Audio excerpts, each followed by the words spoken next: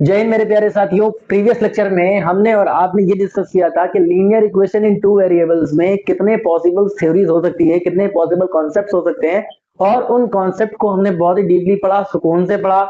I hope वो lecture I hope वो lecture आपको समझ में आ गया होगा, और उस लेक्चर के जरिए आज हम कुछ क्वेश्चन को करने की कोशिश करेंगे। ठीक है, वो लेक्चर हमारे बोर्ड के पर्सपेक्टिव से और बहुत ही सारे कॉम्पिटिटिव एग्जाम्स के पर्सपेक्टिव से भी काफी ज्यादा इंपॉर्टेंस रखते हैं। तो आज जो हमारा लेक्चर होने वाला है वो linear equation in two variables का दूसरा लेक्चर है, और इसी लेक्चर में हम पॉसिबल क्वेश्चंस, हो सकता है वीडियो थोड़ी लंबी हो जाए, बट देर तक वीडियो में बने रहिएगा, एंड तक बने रहिएगा। ये लेक्चर आपके सारे पॉसिबल डाउट्स को क्लियर कर देगा। ओके, सो सबसे पहला जो टाइप है हमारा linear equation in two variables में, याद कीजिए हम लोगों ने पढ़ा था कि कोई भी लाइंस कंसिस्टेंस या इनकंसिस्टेंस कैसे होती है ना, और कोई सी भी जो लाइंस हमारी चल रही है वो कब वन सोल्यूशन देगी, यूनिक सोल्यूशन, कब इन्फिनिटी सॉल्यूशंस देंगी, मैनी सॉल्यूशंस, और कब नो सॉल्यूशंस देंगी, है ना। तो अब हम उसी के ऊपर डिस्कशन करने वाले हैं। देखिए पहला क्वेश्चन जो हमारा है, ठीक है, इस क्वेश्चन में हम डिस्कस करेंगे, check whether, check the equation of line, this equation of lines are consistent और इनकंसिस्टेंट। ओके, तो कंसिस्टेंट इनकंसिस्टेंट, इसी में दो थ्योरीज मैंने बताई थी आपको। कंसिस्टेंट तब होगा जब कोई भी लाइंस इंटरसेक्टिंग लाइन होगी। इनकंसिस्टेंट तब होगा जब वो लाइन कभी भी एक दूसरे को इंटरसेक्ट नहीं करेगी। ठीक है, सो एग्जांपल के लिए अगर हम कोई तीन इक्वेशंस आपके सामने लिखते हैं, और पहली इक्वेशन है हमारी 2x माइनस, याद रखिएगा पेयर ऑफ लीनियर इक्वेशन है। सो हम पेयर ऑफ लीनियर इक्वेशन पा रहे हैं, pair of linear equation in two variables. So हमारे पास जो इक्वेशन ऑफ लाइंस होंगी वो पेयर होगी, यानी कि मिनिमम दो लाइंस की इक्वेशन होगी। 2x minus Y plus one is equal to zero, और इसके साथ जो पेयर है वो x minus 2y plus 8 is equal to zero. ठीक है, दूसरी हमारी इक्वेशन हमें गिवन है x minus two Y minus 5 is equal to zero, and 3x minus 6y minus 15 is equal to zero. Clear. तीसरी हमारी पेयर ऑफ इक्वेशन हमें given है 2x plus 3y minus 6 is equal to zero, and 4x plus 6y minus 24 is equal to zero. अब हमें ये पता करना है कौन सी लाइंस हैं जो कंसिस्टेंट है और कौन सी लाइन है जो इनकंसिस्टेंट। तो सबसे पहले अगर कंसिस्टेंसी की बात करें, सो हमारे पास, मैंने आपको स्ट्रेटेजी बताई हुई थी, प्रीवियस क्लास में हमने पढ़ा था कि a1 बाई a2, सबसे पहले हम इसको कंपेयर करेंगे और हम ये पता करेंगे a1 की वैल्यू कितनी है। देखिए यहाँ पर इस क्वेश्चन नंबर 1 में a1 की वैल्यू है 2, a2 की वैल्यू है माइनस वन, सॉरी a2 की वैल्यू है 1। ठीक है, b1 की वैल्यू है माइनस वन, एंड b2 की वैल्यू है माइनस टू। ठीक है, एंड c1 की वैल्यू है 1, एंड c2 की वैल्यू है 8। क्लियर। अब अगर यहां से हम ये चेक करें a1 बाई a2, ये 2 बाई 1 हो गया हमारा, एंड b1 बाई b2 ये हमारा 1 बाई 2 हो जाएगा, माइनस माइनस कैंसिल हो जाएगा, एंड c1 बाई c2 ये हमारा 1 बाई 8 आ जाएगा। तो क्लियरली हम यहाँ देख सकते हैं सर a1 बाई a2 जो है वो b1 बाई b2 के इक्वल नहीं है। ये हमारे फर्स्ट क्वेश्चन का सॉल्यूशन हो गया। अच्छा, जब a1 बाई a2 और b1 बाई b2 का रेशियो आपस में इक्वल नहीं होता है तो ऐसे में हम कहते हैं लाइंस कैसी हैं, कंसिस्टेंट है, लाइन कंसिस्टेंट है। और जब लाइन कंसिस्टेंट हो और ये वाला केस हो तो ऐसे में यूनिक सॉल्यूशन मिलता है, यूनिक सॉल्यूशन मिलेगा। यूनिक सॉल्यूशन का मतलब क्या है, लाइंस कैसी होंगी, इंटरसेक्टिंग होंगी, यूनिक, यानी कि यूनिक मतलब होता है वन सॉल्यूशन, है ना, वन सॉल्यूशन। ठीक है, ओनली वन सॉल्यूशन मिलेगा, यूनिक सॉल्यूशन मिलेगा, लाइंस इंटरसेक्टिंग है, और इसे को हम कंसिस्टेंट लाइन कहते हैं, है ना बेटा। चलिए, जिसके सॉल्यूशन मिले उनको कंसिस्टेंट कहते हैं। दूसरी की बात करें, पहला हो गया हमारा, सेकंड की अगर हम बात करें तो सेकंड में देखिए a1 की वैल्यू आपको 1 मिलेगी, a2 की वैल्यू आपको 3 मिलेगी, b1 की वैल्यू आपको माइनस 2 मिलेगी, एंड b2 की वैल्यू आपको माइनस 6 मिलेगी। क्लियर।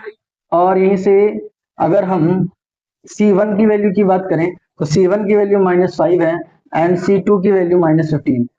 ठीक है, अब यहां से हमें दिखाई दे रहा है कि sir a1 by a2 1 by 3, b1 by b2 ये भी 1 by 3, and c1 by c2 ये भी 1 बाई 3 ही आएगा। It means a1 by a2 is equal to b1 by b2 is equal to c1 by c2। ये हमारा special case हो गया। ये भी कैसा केस है, ये भी कंसिस्टेंट का केस है, ये भी कंसिस्टेंट का केस है। ये कब होगा, यहाँ वन सॉल्यूशन है, यूनिक सॉल्यूशन है, लेकिन ये हमारा हो जाएगा इन्फिनिटी सॉल्यूशन, है ना, ये इन्फिनिट सॉल्यूशन हो गया। अब इन्फिनिट सॉल्यूशन है, लाइन कंसिस्टेंट है, और यहाँ बहुत सारी, इसका मतलब ये इंटरसेक्टिंग लाइन है, और इसको हम बोलते हैं कंडीशन ऑफ लाइन में कि ये हमारी कोइंसिडेंट लाइन हो जाएगी, कोइंसिडेंट लाइन। यहाँ इंटरसेक्टिंग है या कोइंसिडेंट है, मतलब लाइन के ऊपर एक और लाइन बन चुकी है। ये मैंने केस आपको बता रखा था ना, याद आया होगा आपको। तो a1 by A two, b1 by b2, c1 by c2, तीनों का रेशियो अगर इक्वल है, लाइन कैसी होगी, कंसिस्टेंट होगी, इनफिनिट सॉल्यूशंस होंगे, और कोइंसिडेंट लाइन कहलाएगी ये। क्लियर है। अब अगर हम थर्ड वाले की बात करें, तो थर्ड में आप देखें, a1 की वैल्यू 2, b1 a2 की वैल्यू, a2 की वैल्यू 4, b1 की वैल्यू 3, b2 की वैल्यू 6, c1 की वैल्यू -6 एंड c2 की वैल्यू -24। ठीक है, यहां तक बात समझ में आ गई। अब मुझे दिखाई दे रहा है सर ये 1/2 बनेगा, ये भी 1/2 बनेगा, बट ये 1/4 बनेगा, है ना, 6 4 जा 24 दिखाई दे रहा है ना, ये 1/2, ये भी 1/2, ये 6/4 बनेगा, यानी 1/4 बनेगा। इट मीन्स हमारे पास ये समझ में आ गया हमें, a1/a2 जो है वो b1/b2 के तो इक्वल है, बट c1/c2 के इक्वल नहीं है। ये केस हमारा कैसा है, ये केस बेटा हमारा है पैरेलल की कंडीशन, ये इनकंसिस्टेंट है, यहाँ पे नो सॉल्यूशन मिलता है। ये कैसा है, इनकंसिस्टेंट। ठीक है, सो ये इनकंसिस्टेंट है। सॉल्यूशन कितने मिलेंगे, एक भी नहीं, नो सॉल्यूशन। ठीक है, ये नो सॉल्यूशन का केस है। लाइंस कैसी हैं, लाइंस है पैरेलल, भाई पैरेलल है इसीलिए तो नो सॉल्यूशन है ना, क्योंकि लाइंस कभी एक दूसरे को इंटरसेक्ट ही नहीं करेंगे, जहां इंटरसेक्ट करती है वही सॉल्यूशन होता है। यहाँ एक बार इंटरसेक्ट कर रहे हैं तो इसलिए यूनिक सॉल्यूशन, वन सॉल्यूशन मिल रहा था, और यहाँ पर इन्फिनिट पॉइंट्स पर टच कर रही है, इन्फिनिट पॉइंट्स पर कोइंसिडेंट हो रही है, लाइन से एक दूसरे को इंटरसेक्ट कर रही है, तो यहाँ इन्फिनिट नंबर ऑफ सॉल्यूशन मिलेंगे। और यहाँ जब पैरेलल है, एक दूसरे को इंटरसेक्ट ही नहीं करेगी, तो यहाँ पर नो सॉल्यूशन, ये पैरेलल लाइन की कंडीशन होगी। बात समझ में आ गई। आई होप यहाँ तक बातें क्लियर हो गई होंगी। एक क्वेश्चन में हमने तीनों केस को रिवाइज कर लिया। पहला केस हमारा है कंसिस्टेंस का, a1/a2 does not equal to b1/b2 का, जिसमें हमें वन सॉल्यूशन मिलता है, यूनिक सॉल्यूशन मिलता है, और वो इंटरसेक्टिंग लाइंस होती हैं। इट मींस ये हमारी इंटरसेक्टिंग लाइंस की कंडीशन हो गई, लाइन 1 एंड लाइन 2। बात समझ में आ गई। ये वाली जो स्पेशल केस रह गई, इसको हम एक ओवरलैपिंग कंडीशन यानी कि कोइंसिडेंट लाइन कहेंगे। और यहाँ लाइन के ऊपर बेटा लाइन होती है, ये लाइन के ऊपर लाइन होगी, एक लाइन के ऊपर दूसरी लाइन, है ना, समझ में आ रही है बात। L1 L2 ये कंडीशन है हमारी पैरेलल लाइंस की, यानी कि यहाँ पर अगर हम देखें तो ये लाइंस एक दूसरे को कभी भी कट नहीं करेंगे, कट करेंगी लेकिन जहां कट करेंगे वो पॉइंट इन्फिनाइट पे होगा, वो पॉइंट इन्फिनाइट पे होगा, इसलिए हम इसको नो सॉल्यूशन। आई होप ये क्वेश्चन आपको क्लियर हो गया होगा। ठीक है, अब हम टाइम को बिना वेस्ट करें अब आगे चलते हैं नेक्स्ट टाइप के क्वेश्चन में। ठीक है, चलिए इसी से रिलेटेड क्वेश्चन नंबर 2 देखते हैं, अननोन वैल्यूज को कैसे फाइंड किया जाता है जब लाइंस हमारी यूनिक सॉल्यूशन दे रही हो या नो सॉल्यूशन दे रही हो। ठीक है, इनके ऊपर स्पेशल केसेस क्या होते हैं। ठीक है, ये नोट कर लीजिएगा, स्क्रीनशॉट ले लीजिए, वीडियो पॉज कर लीजिए, उसके बाद हम आगे चलते हैं। चलिए नेक्स्ट टॉपिक हमारा इसी टॉपिक से ही है, नेक्स्ट क्वेश्चन जो होंगे वो हमारे इसी टॉपिक से होंगे, बट हम अननोन वैल्यूज के क्वेश्चंस को सॉल्व करेंगे। ठीक है, अननोन वैल्यूज के क्वेश्चंस को सॉल्व करेंगे। चलिए भाई इसको भी टाटा कह लेते हैं। टाटा, टाटा कौन थे, कोई तो होंगे, है ना। अब हमारे पास जो क्वेश्चन है वो अननोन वैल्यूज के है ना, हम अननोन वैल्यूज की बात करेंगे। चलिए ये क्वेश्चन हमें मिलता है, एक क्वेश्चन हमें मिलता है, for all real values of C, for all real values of C, the pair of equation, the pair of equation, the pair of equations x minus 2y is equal to 8 and 5x minus 10y is equal to C have a unique solution, have a unique solution। ठीक है, and justify whether it is true और false. ठीक है, हमें ये भी check करना है कि ये सही है या नहीं है। सबसे पहले ये यूनिक सॉल्यूशन की अगर हम बात करें तो भाई यूनिक सॉल्यूशन कैसे आ सकता है, the given pair of equation have unique solution. ठीक है बेटा, अब सीधी सी बात है, अगर हमारे पास क्वेश्चन में जस्टिफाई भी करना है, ठीक है, जस्टिफाई और आंसर, जस्टिफाई योर आंसर। चलो सीधी सी बात है, क्वेश्चन हमें घुमा रहा है, हमारे कॉन्सेप्ट का टेस्ट ले रहा है। क्वेश्चन में हमने कहा था कि sir unique solution, have a unique solution. Have a unique solution की बात करें उससे पहले अगर हम ये चेक कर लें कि a1 की वैल्यू कितनी है। सर a1 की वैल्यू 1 है, यहाँ कोफिशिएंट 1 है हमारा, है ना। और a2 की वैल्यू सर 5 है, ठीक। b1 की वैल्यू -2 है एंड b2 की वैल्यू हमारे पास -10 है। c1 की वैल्यू 8 है एंड c2 की वैल्यू c है। अच्छा बेटा ये बताइए, हमें जब यूनिक सॉल्यूशन की कंडीशन पढ़ाई गई, क्या उसमें C1 बाई C2 का कोई रोल था? क्या उसमें C1 बाई C2 का रोल था? यूनिक सॉल्यूशन, यूनिक सॉल्यूशन कब था? यूनिक सॉल्यूशन तब था सर जब A1 by A2, A1 by A2 ये B1 बाई B2 के इक्वल ना हो, है ना। तो इसमें C1 बाई C2 का क्या रोल? C1 बाई C2 का क्या रोल? तो इसका मतलब C की कोई भी वैल्यूज हो, हमें उससे कोई फर्क नहीं पड़ता। बट यहाँ पर अगर हम ध्यान से देखें तो A1 बाई A2 ये हमारी 1/5 आ रही है एंड b1/b2 ये हमारी -2/-10 यानी ये भी 1/5 आ रही है। इसका मतलब a1/a2 और b1/b2 ये तो इक्वल है, ये तो इक्वल है। a1/a2 एंड b1/b2 ये इक्वल है। अब c1/c2 अगर इक्वल हो जाती, याद रहे यूनिक सॉल्यूशन के लिए तो डज नॉट इक्वल टू चाहिए था, यहाँ तो इक्वल टू आ गया था। इट मीन्स या hence it means for this pair of linear equation pair of linear equation for या फिर pair of linear equation C cannot have C cannot have any real values any real values for which देखिए real values नहीं हो सकती ये भी कहना गलत है, तो रियल वैल्यूज हो सकती, हो सकता है ये पैरेलल हो, ठीक है। तो हम बट स्टेटमेंट में ऐसा हम लिख सकते हैं कि can not have any real values for which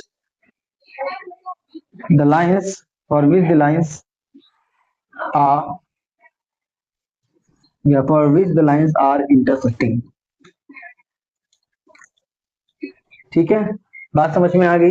अब हम आगे बढ़ते हैं, ये भी आपको समझ में आ गया होगा। सीधा क्वेश्चन ये कह रहा था सी की कौन सी ऐसी वैल्यूज है भाई, ठीक है, सी की ऐसी कौन सी वैल्यूज हैं जिनके लिए ये लाइंस यूनिक सॉल्यूशन देंगी। हमने चेक किया यूनिक सॉल्यूशन की कंडीशन तो ये होती है, बट यहाँ पर सॉरी यूनिक सॉल्यूशन की condition a1/a2 does not equal to b1/b2 होती है, बट यहाँ पर तो a1/a2 is equal to b1/b2 मिल रहा है। इसका मतलब यही है कि ये वाली लाइंस कभी भी इंटरसेक्टिंग लाइंस नहीं बन सकती और सी की कोई भी ऐसी रियल वैल्यूज नहीं हो सकती।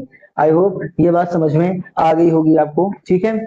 अब हम आगे बढ़ेंगे, अब हम आगे बढ़ेंगे थर्ड क्वेश्चन, ठीक है। अब थर्ड क्वेश्चन क्या कहता है, थर्ड क्वेश्चन क्या कहेगा ये भी देखें।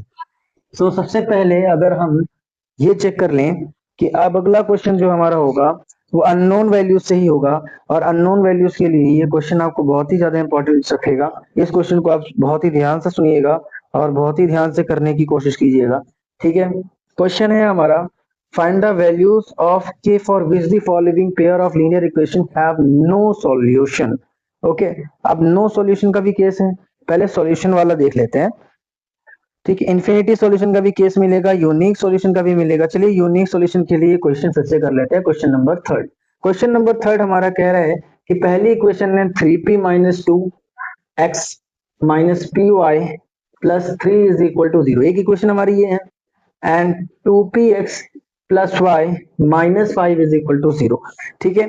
Find the values of p for which the following pair of linear equation have a unique solution. तो एक यूनिक सॉल्यूशन के लिए p की ऐसी क्या वैल्यूज हो सकती हैं इन दोनों इक्वेशन ऑफ लाइंस में।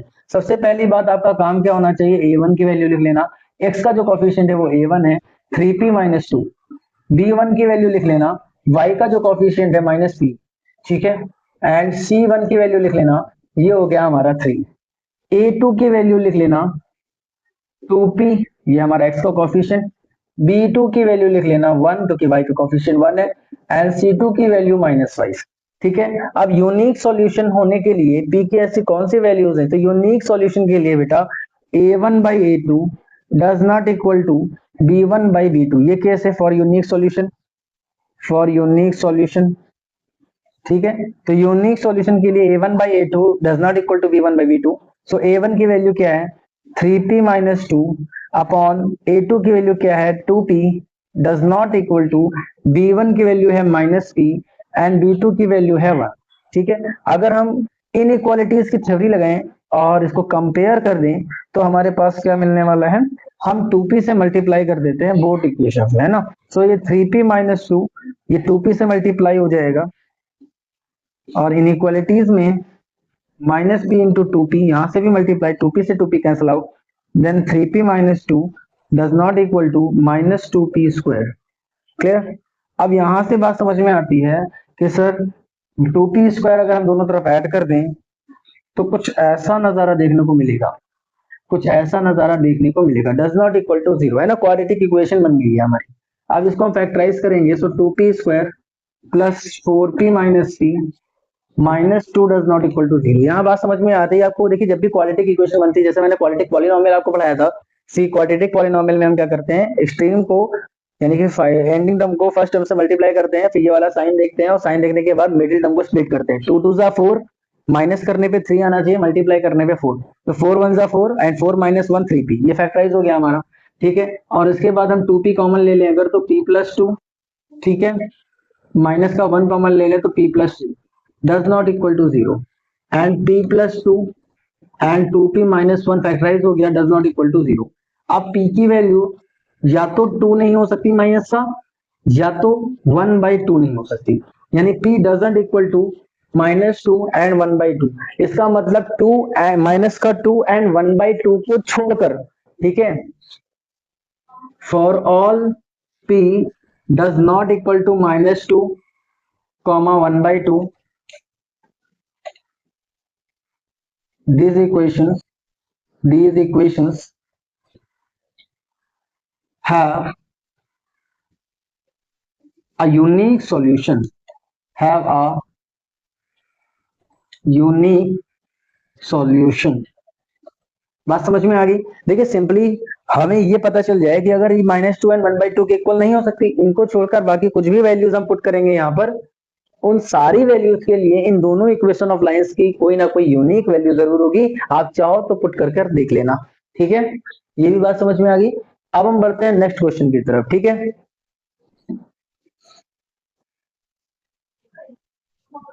तो अब हम बढ़ते हैं एलिमिनेशन एंड सब्स्टिट्यूशन मेथड की तरफ। क्लियर। क्वेश्चन नंबर 4 पे चलते हैं और हम एक क्वेश्चन को दो मेथड से सॉल्व करेंगे। पहला मेथड हमारा सब्स्टिट्यूशन मेथड होगा एंड दूसरा मेथड हमारा एलिमिनेशन मेथड होगा। So question first of all हमारा है क्या, हमें क्वेश्चन में x एंड y की वैल्यूज फाइंड करनी है।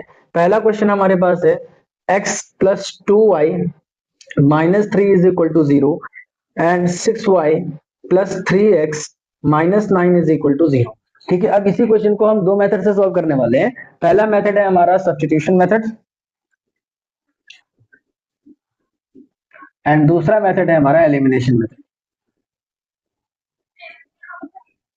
ठीक है, तो सब्स्टिट्यूशन में हमने आपको बताया था कि सब्स्टिट्यूट कर लेते हैं। पहले इक्वेशन को देखते हैं ध्यान से। सो हमारे पास फर्स्ट इक्वेशन है x plus 2y minus 3 is equal to 0, ये हमारी फर्स्ट इक्वेशन है। ठीक है, एंड फर्स्ट इक्वेशन में हम x की वैल्यू को क्या करने वाले हैं, 3 माइनस 2y रखने वाले हैं। माइनस 3 उधर गया, प्लस का 3 हो गया, 2y प्लस का था उधर गया तो हमारा माइनस का 2y हो गया। ठीक है, बेसिकली हम इसको साइन कन्वर्जन कहते हैं। ठीक है, एंड x की इस वैल्यू को, इस इक्वेशन को हम इक्वेशन नंबर 1। नाउ दूसरी इक्वेशन हमारे पास क्या है, 6y plus 3x minus 9 is equal to 0 and यहाँ पर x की वैल्यू जो भी इक्वेशन नंबर 1 में हमें मिली है वो हम पुट करने वाले हैं। 6y प्लस 3 एंड x की वैल्यू हो जाएगी 3 minus 2y minus 9 is equal to 0। ये हमने कहाँ से लिखा, फ्रॉम इक्वेशन नंबर फर्स्ट से लिखा। तो इक्वेशन नंबर फर्स्ट से हमने x की वैल्यू को y के टर्म्स में सब्स्टिट्यूट कर दिया, इसीलिए हम इसको सब्स्टिट्यूशन मेथड कहते हैं। तो 6y plus 9 minus 3 to 6y minus 9 is equal to 0। देखिए प्लस 9 माइनस 9 कैंसिल आउट हो गया, 6y कैंसिल आउट हो गया। अब दोनों ही वैल्यूज कैंसिल आउट हो रही है, इसका मतलब क्या है, ये तो स्पेशल केस हो जाएगा। ये 1/6 2/3, सॉरी यहाँ पर वैल्यूज को अगर हम ध्यान से देखें तो 1/3 1/3 1/3 बन रहा है। इसका मतलब है यहाँ पर वैल्यूज इनकंसिस्टेंट, यानी कि तीनों वैल्यूज इक्वल हैं, कंसिस्टेंट होगी और लाइंस हमारी कैसे होने वाली है, लाइंस हमारी होने वाली है ओवरलैपिंग। It means coincident. कैसे पता चला भाई? सारी वैल्यूज कट रही है, 0 इक्वल टू 0 आ रहा है, सो बिल्कुल सही बात है, वैल्यूज तभी इक्वल आ रही। इसका मतलब है अगर हम यहाँ से इसको चेक करें तो सर a1 बाई a2 ये हमारा x का कोफिशिएंट हो गया 1/3, b1 बाई b2 ये हमारा y का कोफिशिएंट हो गया 2/6 यानी कि 1/3, c1 बाई c2 ये हमारा हो गया -3 बाई -9 इसका मतलब 1/3। तीनों बराबर हो गए, a1 by a2 is equal to b1 by b2 is equal to c1 by c2। तीनों ही इस केस में बराबर आ गए बेटा, इसलिए हम ये कह सकते हैं ये लाइंस कैसी हैं, ये कोइंसिडेंट की लाइन है, ठीक है, कोइंसिडेंट की लाइन है।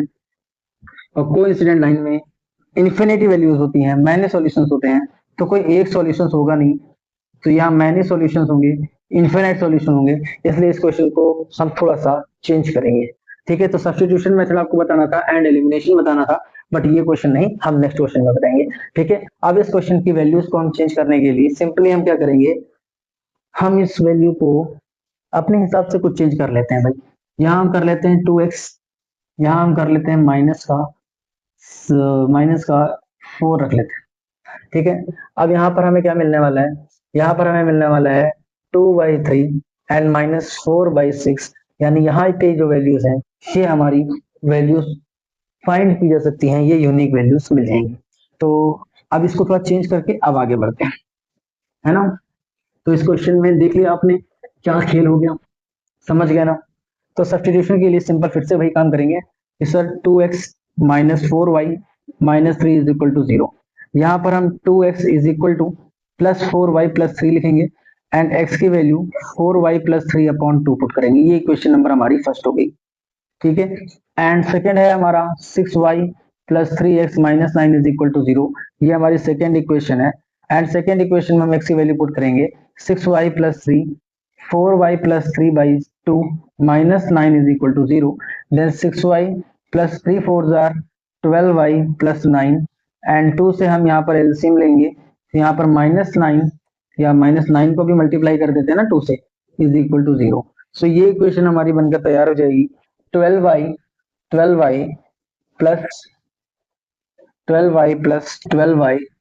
Plus 9 minus 18 is equal to 0। then 24y minus 9 is equal to 0, then 24y is equal to 9, then y is equal to 9/24, then y is equal to 3 3 9 and 3 8 24। ये हमारी y की values मिली, y की एक value आ गई। अब इस y की value को हम इक्वेशन नंबर में वन में पुट कर देंगे, put y is equal to 3/8 in equation number 1।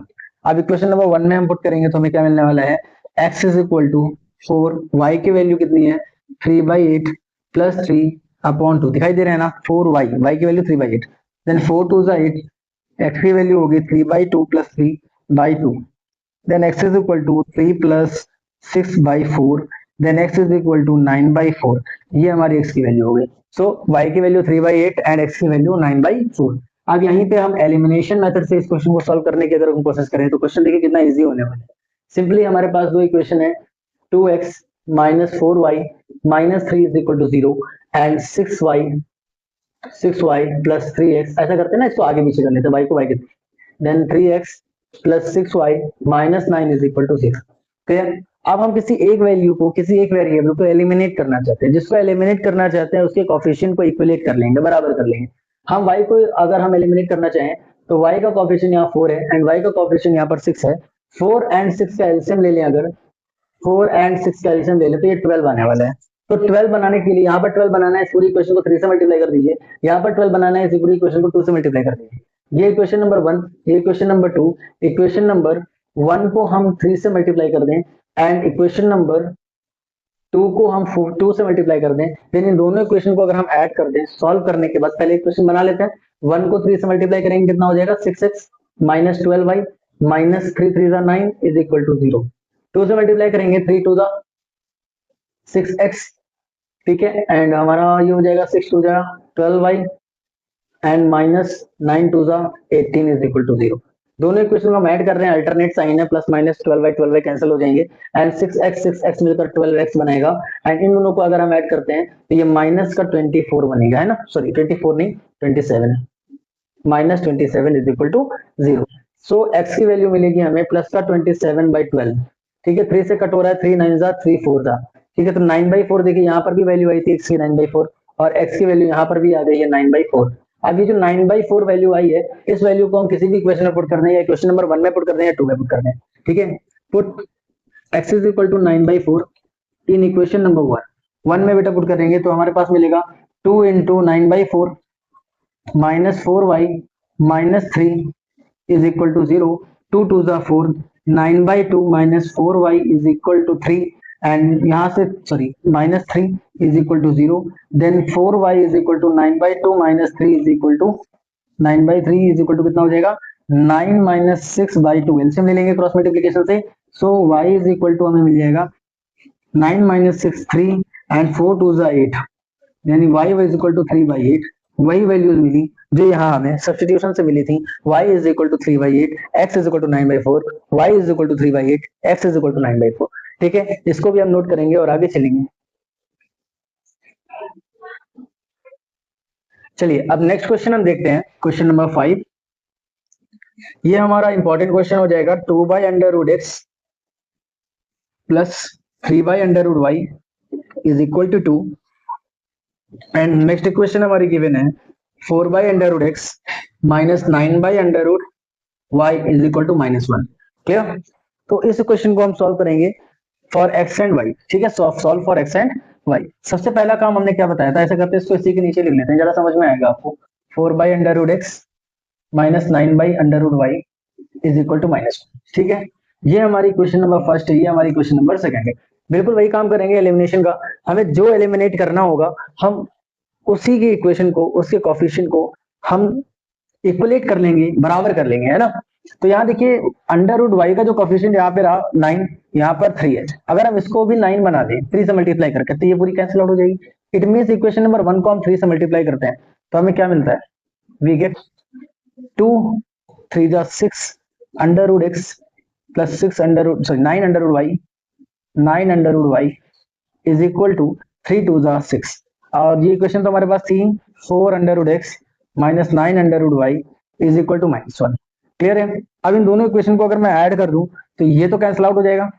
ठीक है, एंड 6 एंड 4 10 हो जाएगा 10/√x, और 6 में से अगर हम 1 माइनस कर रहे हैं, एक्चुअली ऐड कर रहे हैं बट ये माइनस हो जाएगा तो यहाँ 5 आ जाएगा। ठीक है, रेसिप्रोकल कर देंगे तो √x इज इक्वल टू मिलेगा 10/5, इट मीन्स 2। ठीक है, स्क्वायरिंग बोथ साइड करेंगे, स्क्वायरिंग बोथ साइड स्क्वायर करेंगे, सो x इज इक्वल टू हमें मिलने वाला है +-2। ठीक है, +-4 सॉरी, +-4, बट ये रूट हमेशा पॉजिटिव आया तो ये हमेशा पॉजिटिव रहेगा, +-4 नहीं लेंगे, सिर्फ प्लस का 4 लेंगे। सो x की वैल्यू हमारे पास कितनी आ गई, 4 हो गई। अब ये वैल्यू हम क्या करेंगे, x की value put x is equal to 4 in any equation, किसी भी इक्वेशन में पुट कर दें, या तो 3 में 1 में कर दें या फिर 2 में कर दें। ठीक है, हम 1 में कर दें तो 2/√4 plus 3/√y is equal to 2। √4 की वैल्यू 2 ही होती है तो 2/2 plus 3/√y is equal to 2, ये 1 हो जाएगा। Then 3/√y is equal to 2 - 1, it means 1। ठीक है, तो √y की वैल्यू आ जाएगी 3। स्क्वायर कर देंगे both side, squaring both sides we get y is equal to 9। ठीक है, तो y की वैल्यू 9। सो फाइनली x की वैल्यू हमारे पास कितनी आ गई, x की वैल्यू 4 एंड y की वैल्यू 9, यही हमारा आंसर है। ठीक है, तो अपनी इस छोटे से लेक्चर को हम यहीं पे रोकते हैं और बाकी क्वेश्चंस का सिलसिला चलता रहेगा। जो डाउट होगा आप क्वेश्चन को कमेंट बॉक्स में जरूर पूछिएगा। तो तब तक के लिए बाय बाय, नेक्स्ट क्वेश्चन में मिलेंगे, नेक्स्ट लेक्चर में मिलेंगे। ओके, बाय बाय, जय हिंद, सी यू सून।